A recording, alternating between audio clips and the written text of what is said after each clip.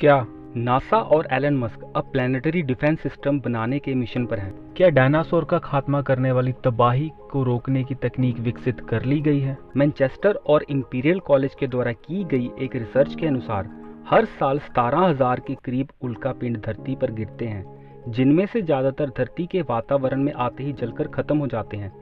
पिछले 60 करोड़ साल के इतिहास को देखा जाए तो तकरीबन 60 ऐसे उल्कापिंड धरती पर गिर चुके हैं जिनका डायमीटर 5 किलोमीटर या उससे अधिक का था। एक पूरे शहर को तबाह करने के लिए 460 फीट के डायमीटर का उल्कापिंड ही काफ़ी होता है।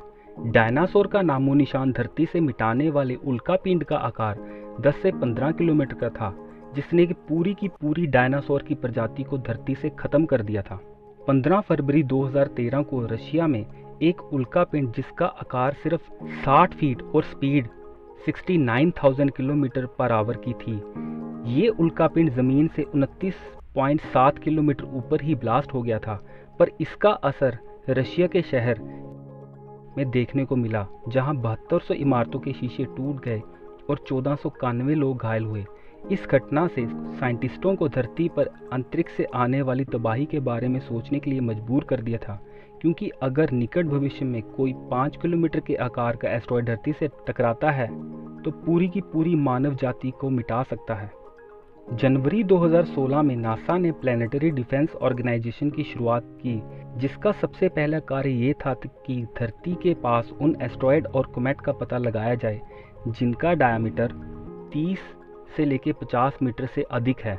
जिसके बाद नासा ने John Hopkins applied physics laboratory के साथ मिलकर डबल एस्टेरॉयड रीडायरेक्शन टेस्ट मतलब कि डार्ट जैसे पहले प्लैनेटरी डिफेंस मिशन को टेस्ट करने के लिए 24 नवंबर 2021 को स्पेसएक्स कंपनी के फाल्कन 9 रॉकेट से लॉन्च किया।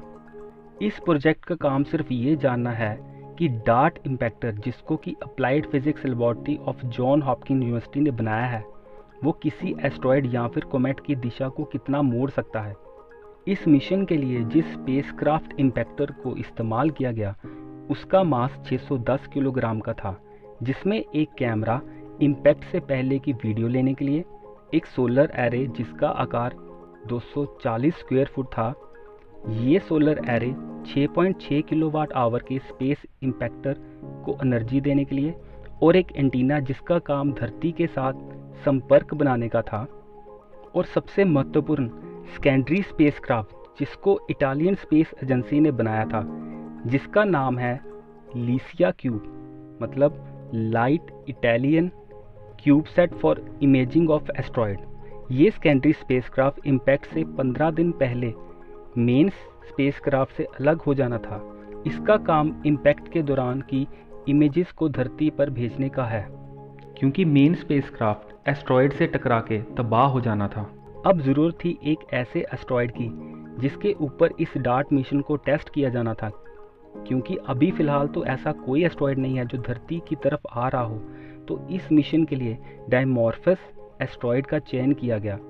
इसका डायमीटर 520 फीट और मास 480 करोड़ किलोग्राम है, जो कि मून एस्टेरॉयड है, क्योंकि ये एस्टेरॉयड डिडमॉस ए एस्टेरॉयड के इर्द गिर्द चक्कर लगा रहा है, जिसका डायमीटर 2560 फीट और मास 52,800 करोड़ किलोग्राम है। ये दोनों एस्टेरॉयड हमारी धरती से करीब 1 करोड़ 10 लाख किलोमीटर दूर हैं। इन एस्टेरॉयड को इसलिए भी चुना गया है क्योंकि जब एक एस्टेरॉयड दूसरे एस्टेरॉयड का चक्कर लगाता है तो उसके चक्कर लगाने की गति में आए फर्क को धरती पर स्थित अलग अलग टेलीस्कोप से भी आसानी से डिप टेक्निक से नोटिस किया जा सकता है। लॉन्च के तकरीबन 9 महीने बाद 27 जुलाई 2022 को डार्को कैमरा डिडमो सिस्टम को डिटेक्ट कर लेते हैं। टक्कर से ठीक 15 दिन पहले प्लान के अनुसार 11 सितंबर 2022 को स्कैंड्री स्पेसक्राफ्ट मेन स्पेसक्राफ्ट से अलग हो जाता है। इम्पैक्ट से 4 घंटे पहले main spacecraft total autonomous mode में आ जाता है। इस समय डार्ट 90,000 किलोमीटर दूर होता है डायमॉर्फस से। इम्पैक्ट से 20 मिनट पहले डार्को कैमरा रियल टाइम वीडियो लेना शुरू कर देता है। मिशन के लॉन्च होने के करीब 10 महीने और 1 दिन बाद जब भारत में बुराई पर अच्छाई की जीत का पर्व मनाया जा रहा होता है, तब 26 सितंबर 2022 को डार्ट इम्पैक्टर डिमॉर्फस से टकरा जाता है। ये जो वीडियो अभी आपको दिखाया जा रहा है, ये टक्कर से ठीक पहले का वीडियो है।